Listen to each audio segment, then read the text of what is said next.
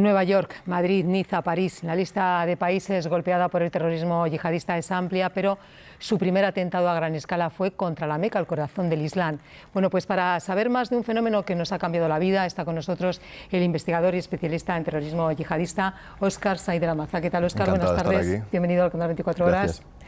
Tenemos aquí tu libro, El siglo que acabó en sangre, que lo tenemos aquí como si fuera casi un libro de consulta para saber más sobre los detalles del yihadismo. Tú has impartido clases en la Complutense sobre esta materia y nos dices, para empezar, por ejemplo, en este libro, que hay hasta 100 definiciones sobre terrorismo. Eso es. ¿Qué es lo que define al yihadismo? ¿Qué es lo que define? Sería casi más interesante decir qué es lo que no lo define. El yihadista, sobre todo, no es un psicópata. En general, los terroristas no son psicópatas. Psicópatas en el mundo del terrorismo hay contados con los dedos de una mano. O sea, Al-Zarqawi, Sergei Nechayev y para de contar.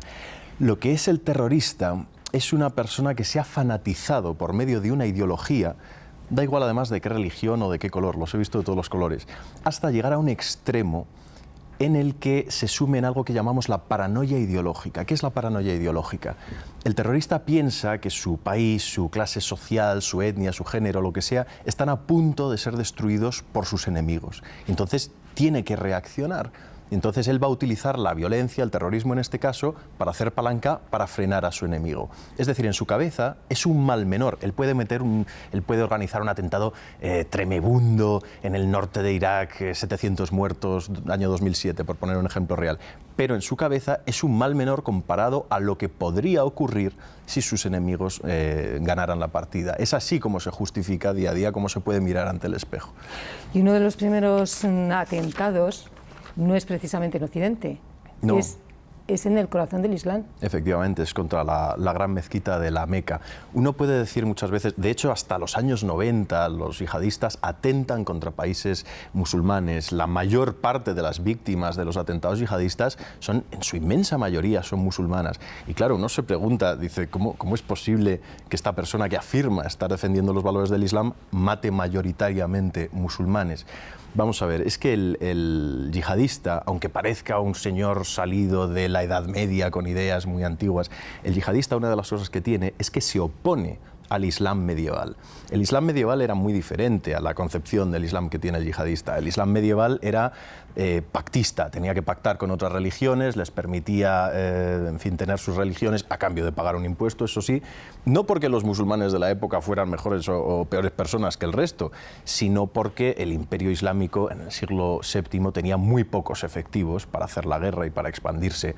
Lo que sé, Siria, Irak se expanden con 10.000, 20.000 efectivos, es muy poco. Y entonces, para controlar la retaguardia, que no les salten pedazos, necesitan pactar con las gentes que están ahí. Y eso el yihadista lo rechaza de plano. Entonces, para el yihadista, en el mejor de los casos, el resto de musulmanes son malos creyentes. Y en el peor de los casos, son herejes o apóstatas. Ojo cuando escuchas la palabra apóstata en un vídeo de los yihadistas, porque significa que está dando autorización para matar a otros musulmanes. Te pongo un ejemplo, la fotografía que tenemos en el fondo, creo que es Boko Haram, ¿no? En Nigeria. Los terroristas de Boko Haram les da igual entrar en una iglesia llena de cristianos, llena de feligreses y pegarle fuego con todos dentro, o enviar pistoleros a una mezquita y cargarse a todo el mundo dentro de la mezquita. Para ellos da igual un musulmán, que para ellos es una especie de apóstata que no sabe seguir los principios de la religión, que un infiel que es un cristiano. Y una idea que parece ser que tenemos equivocada es que los yihadistas no son hijos de la rabia, de la desesperación. Sí. Efectivamente, tenemos un poco esta idea de que el yihadista como una persona muy pobre, salida de una novela de Víctor Hugo, que coge el AK-47 y se lanza a vengarse un poco de la sociedad que le ha maltratado. Todo lo contrario, el comandante yihadista promedio suele venir de una clase media o una clase bastante acomodada. Tiene estudios universitarios, por lo general ingeniería o incluso medicina, está casado y en muchos casos tiene hijos, no anhela las 27 vírgenes del paraíso. De hecho, es un poco el equivalente del terrorista de la ultraizquierda setentera, el niño de papá que se mete a la universidad, aprende a radicalizarse y entonces monta su causa. Es un poco ese equivalente, es decir, no es el desesperado que necesita venganza, es una persona que se ha fanatizado. ¿Y cuándo se introduce el atentado suicida? Porque en un principio, digamos, que no lo aceptan. El atentado suicida, esto es muy curioso, ahora lo consideramos un sinónimo del yihadismo, pero el atentado suicida en los 70, los yihadistas jamás se les ocurriría. ¿Por qué? Porque el suicidio es pecado. En cualquiera de las 3 religiones del libro, judaísmo, cristianismo, islam, es pecado. Y entonces esto cambia en los años 80, porque en el año 82 los iraníes están ocupando el Valle del Bekaa, en medio de la guerra civil del Líbano, y apadrinan a una banda yihadista que acaba de surgir, que se llama Hezbollah. Y entonces, con la autorización del gran Ayatollah Khomeini, que digamos era un gran referente entre los yihadistas, les instruyen en el atentado suicida. ¿Por qué? Porque es un método muy eficaz. Tú pierdes un peón solamente a cambio de que el enemigo pierda mucha gente.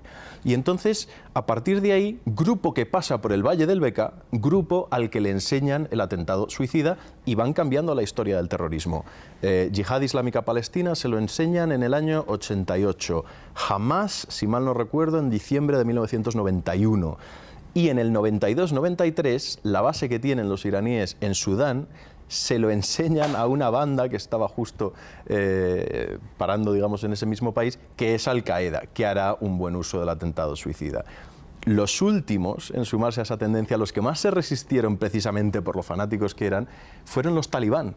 Los talibán, el atentado suicida les parecía una excentricidad propia de árabes enloquecidos, eran muy capaces de lanzar cargas frontales suicidas a lo soviético, pero eso de suicidarse así porque sí, de inmolarse, para nada. ¿Y qué ocurre? Que en el 2005, fíjate qué tarde, en el 2005 ven que Al-Qaeda en Irak está utilizando el atentado suicida con muchísimo éxito. Y entonces ya se pasan, digamos, a esta nueva corriente. Y son la banda que más atentados suicidas desde entonces ha perpetrado en toda la historia del yihadismo. Otra de las amenazas, Óscar, son los lobos solitarios. Sí.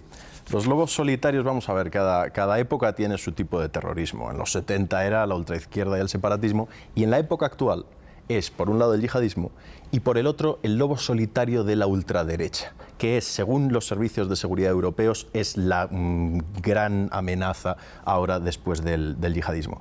El lobo solitario tiene unos rasgos muy marcados que habría que aprenderse porque se detectan con bastante facilidad. Es una persona, es un hombre por lo general muy asocial. Y entonces hay un momento en el que no encaja en los grupos sociales. Entonces recala al final en una formación radical y tampoco encaja con ellos. Y entonces se decide a demostrarles, mirad, yo sí que estoy comprometido con la causa, yo sí que me tomo esto en serio y yo voy a hacer lo que vosotros no os atrevéis a hacer, que es matar en nombre de la causa. Y entonces los lobos solitarios tienen como 2 rasgos bastante inquietantes. El primero es que compiten entre ellos para ver quién mata más, el mayor número de muertos, como si fuera un videojuego.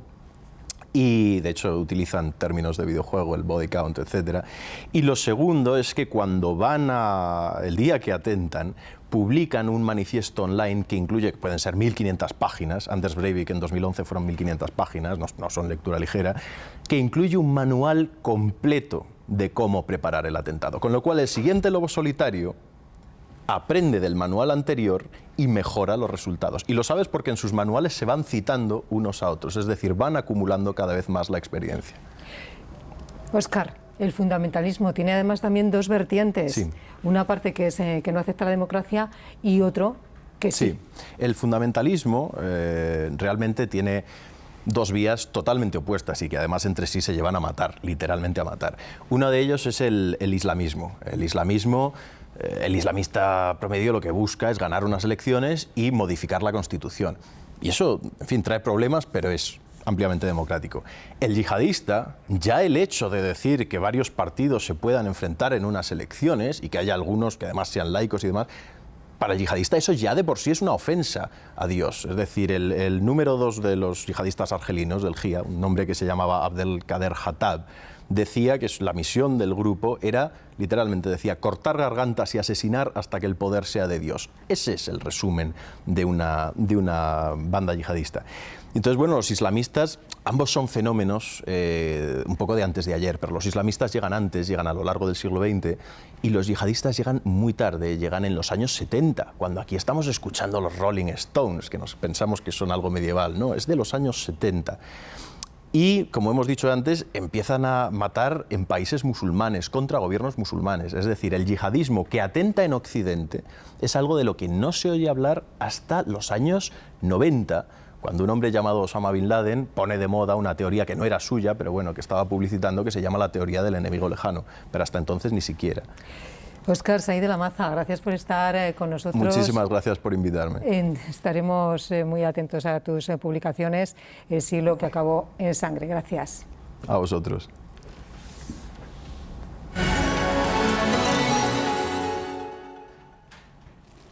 La borrasca Mónica se va retirando, pero nos deja varias carreteras cortadas en el Pirineo y un gran espesor también en Sierra Nevada. Hay que circular con cadenas en muchas vías secundarias.